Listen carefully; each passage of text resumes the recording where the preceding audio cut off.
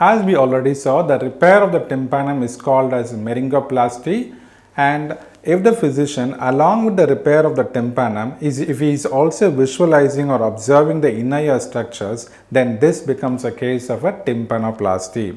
So in the sense, a tympanoplasty is more extensive than just a myringoplasty.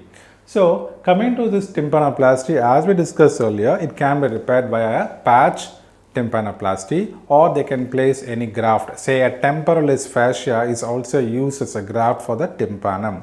Along with tympanoplasty, now you will have to figure out whether the physician is doing a mastoidotomy or a mastoidectomy, whether mastoidotomy is involved or mastoidectomy is involved. Accordingly, you will have to select the code for it. There can also be codes for a revision of a tympanoplasty, and please select the codes accordingly.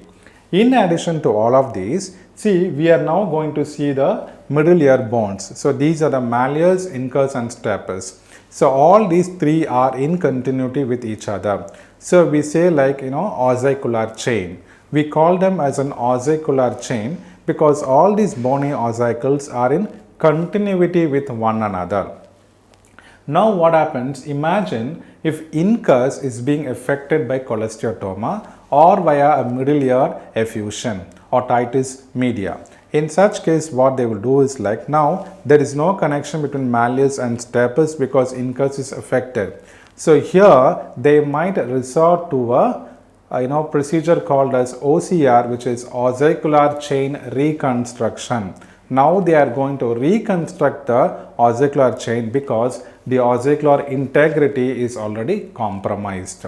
So here they might place an artificial device or a replacement device for the incus. In that case, it becomes a case of PORP, that means partial ossicular replacement prosthesis, because we all know a prosthesis is a replacement device. Now incus is now being replaced by a replacement device. So here the physician is doing a partial ossicular replacement prosthesis. If the entire ossicular chain is being jeopardized, then they might result to a total ossicular replacement prosthesis, which is TORP.